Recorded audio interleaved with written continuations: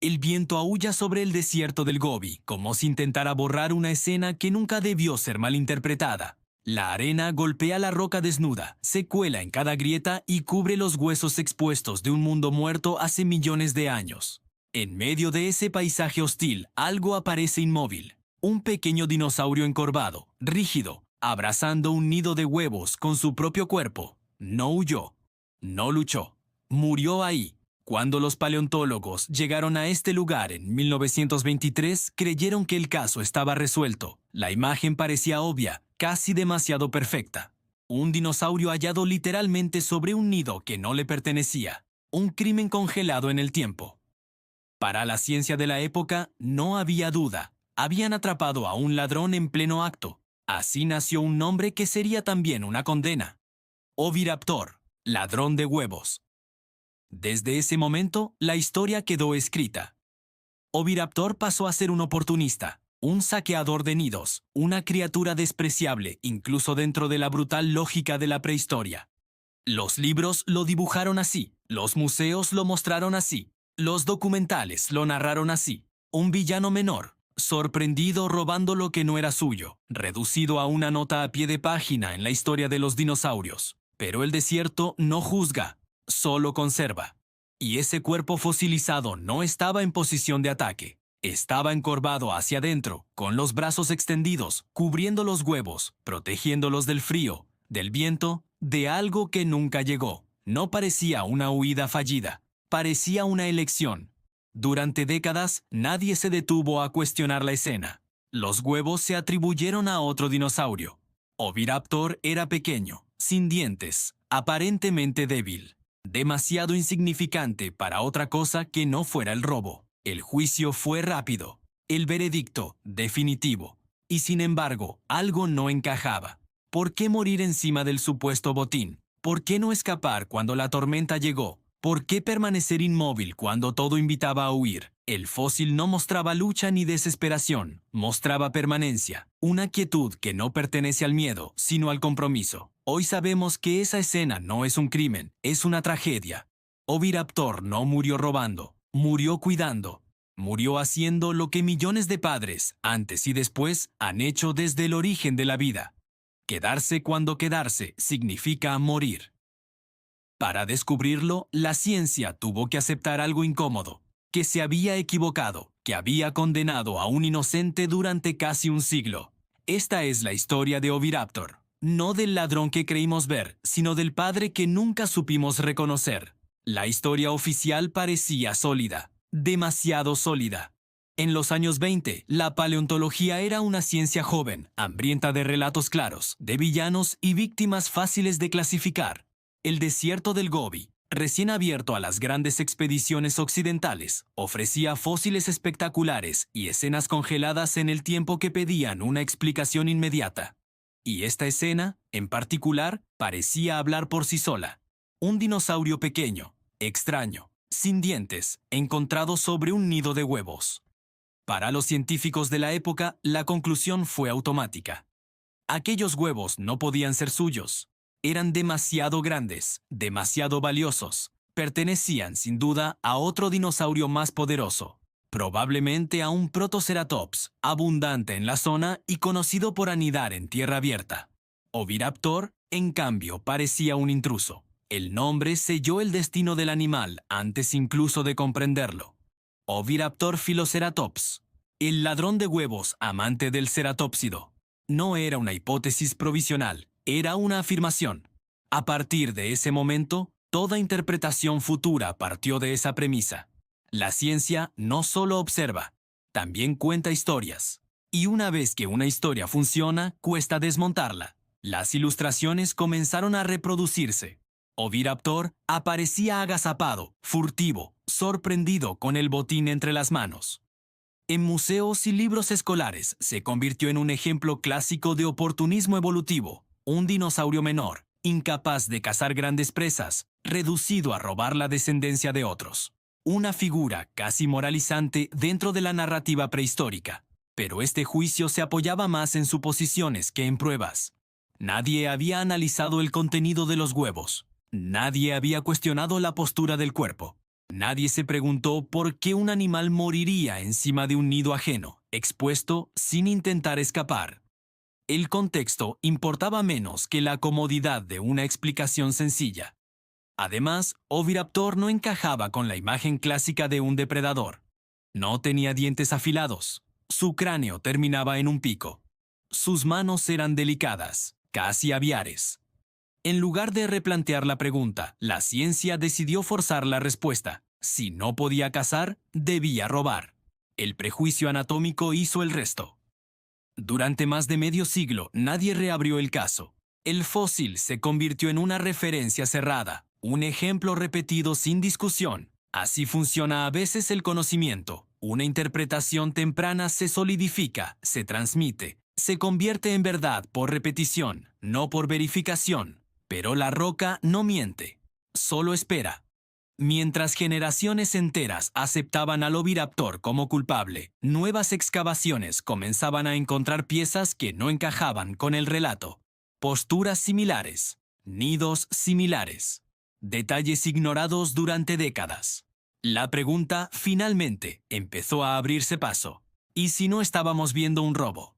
¿Sino algo mucho más antiguo y más incómodo de aceptar? Porque si la ciencia se había equivocado aquí, no sería un error menor. Sería haber confundido uno de los comportamientos más complejos de la vida, el cuidado de los hijos, con un crimen.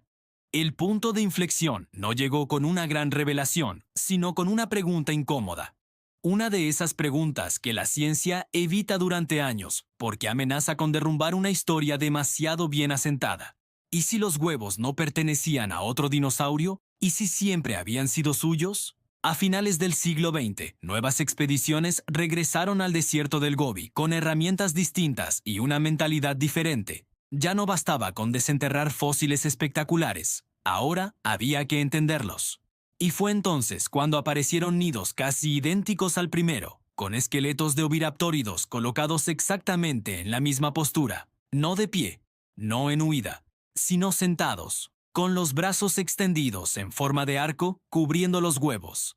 Esa posición no era aleatoria, no era fruto del colapso, era una postura activa, deliberada, la misma que hoy adoptan las aves cuando incuban. Por primera vez, la escena comenzó a leerse de otra manera. Los científicos decidieron hacer algo que nadie había hecho antes: mirar dentro de los huevos. Utilizando tomografías y análisis detallados, descubrieron embriones en desarrollo. Y esos embriones no pertenecían a Protoceratops, tenían rasgos claros de oviraptóridos, cráneos diminutos con pico, vértebras delicadas. La prueba estaba ahí, intacta, protegida durante millones de años por la arena. El veredicto fue devastador para la vieja teoría. Oviraptor no era un intruso, era el dueño del nido. No estaba robando, estaba incubando. Durante décadas, la ciencia había confundido una conducta parental con un acto criminal. Uno de los errores más irónicos y humanos de la paleontología, porque el fósil siempre mostró la verdad. Fuimos nosotros quienes no supimos leerla. La postura del cuerpo adquirió entonces un nuevo significado. Los brazos no eran manos ladronas, sino alas primitivas, extendidas para regular la temperatura, proteger los huevos del sol abrasador del día y del frío extremo de la noche. Aquello no era un gesto de oportunismo, era cuidado, era tiempo, era inversión biológica. Y con ese descubrimiento, algo más profundo se hizo evidente. El comportamiento que creíamos exclusivo de las aves modernas existía mucho antes de que existieran las aves. El vínculo entre dinosaurios y aves ya no era solo anatómico, era emocional, conductual. Oviraptor dejó de ser una anomalía. Pasó a convertirse en una pieza clave para entender el origen del cuidado parental complejo en los dinosaurios. Un animal pequeño, sin dientes, que no protegía a sus crías con fuerza, sino con presencia, con resistencia, con la decisión de no moverse. La escena inicial, aquella que durante décadas se interpretó como un robo, se reveló por fin como lo que siempre fue: una imagen de protección. Un instante de vida cotidiana atrapado justo antes de que todo terminara. Y cuanto más clara se volvía la evidencia, más incómoda resultaba la conclusión. Porque aceptar la verdad significaba admitir que Oviraptor no murió como un villano sorprendido en pleno delito. Murió como un padre haciendo exactamente lo que debía hacer. La última pregunta ya no era si Oviraptor cuidaba de sus huevos. La verdadera pregunta era por qué murió así. ¿Qué ocurrió para que un animal capaz de huir, de abandonar el nido y salvarse, eligiera quedarse inmóvil hasta el final? La respuesta no está escrita con palabras, pero sí con sedimentos. El desierto del Gobi no siempre fue un mar de arena. Durante el Cretácico tardío, era un entorno impredecible, castigado por tormentas repentinas, colapsos de dunas y cambios bruscos de temperatura. Para un animal incubando huevos en tierra abierta, ese paisaje era una amenaza constante. Y aún así, Oviraptor permanecía allí, día tras día, exponiéndose. Los fósiles cuentan una historia silenciosa. Muchos ejemplares fueron encontrados en posición de incubación, completamente articulados, como si la muerte hubiera llegado de forma súbita. No hay señales de lucha ni de intento de escape. Eso sugiere un evento rápido. Una tormenta de arena violenta, un derrumbe repentino, quizá una ola de sedimentos que lo sepultó en minutos. En ese momento final, Oviraptor tenía una elección: abandonar el nido y vivir, o quedarse y protegerlo. El fósil muestra cuál tomó. Sus brazos permanecen extendidos sobre los huevos. Su cuerpo forma un arco protector. No hay indicios de movimiento desesperado. Todo apunta a una decisión instintiva, profundamente arraigada en su biología: no huir, mantener la posición, cubrir a las crías incluso cuando el entorno se vuelve letal. Esta no es una muerte heroica en el sentido humano, es algo más antiguo, más básico. Es la lógica brutal de la evolución, donde el éxito no se mide por la supervivencia individual, sino por lo que se deja atrás.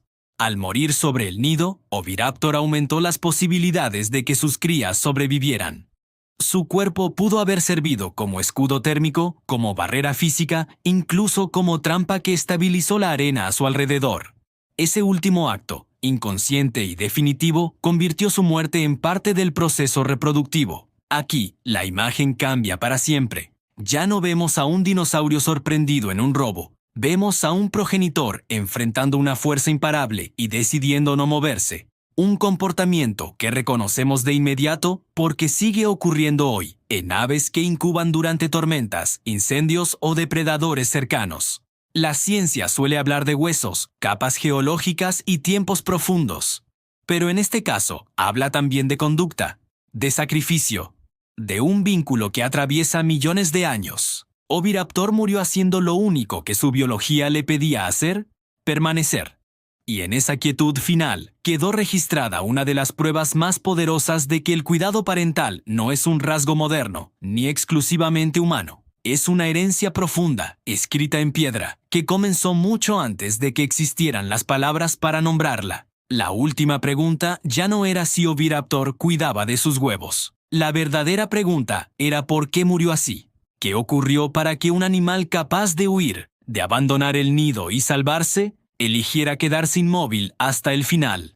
La respuesta no está escrita con palabras, pero sí con capas de arena y tiempo. El desierto del Gobi del Cretácico no era un lugar estable, no era un hogar amable, era un territorio traicionero, donde el cielo podía oscurecerse en minutos y el viento levantar muros de arena capaces de sepultar todo a su paso. Tormentas repentinas, derrumbes de dunas, cambios bruscos de temperatura. Para un animal incubando en tierra abierta, cada día era una apuesta contra la muerte. Los fósiles nos dan una pista inquietante. Muchos oviraptóridos han sido encontrados en la misma postura exacta, sentados sobre el nido, brazos extendidos, cuerpos intactos, como si el tiempo se hubiera detenido de golpe. No hay huesos rotos por huida desesperada, no hay señales de carrera. La muerte llegó rápido, demasiado rápido para reaccionar. Todo apunta a una tormenta de arena repentina, una avalancha de sedimentos que cayó del cielo y de las dunas al mismo tiempo. Un evento capaz de matar en minutos. Y en ese instante final, Oviraptor tuvo una única oportunidad: levantarse y escapar. No lo hizo. Sus brazos permanecieron abiertos, cubriendo los huevos. Su cuerpo formó un arco protector, una última barrera contra un mundo que se volvía letal. No es una postura accidental, es la misma que adoptan hoy las aves cuando el peligro se acerca, un reflejo antiguo, grabado en lo más profundo del sistema nervioso. Proteger primero a la descendencia.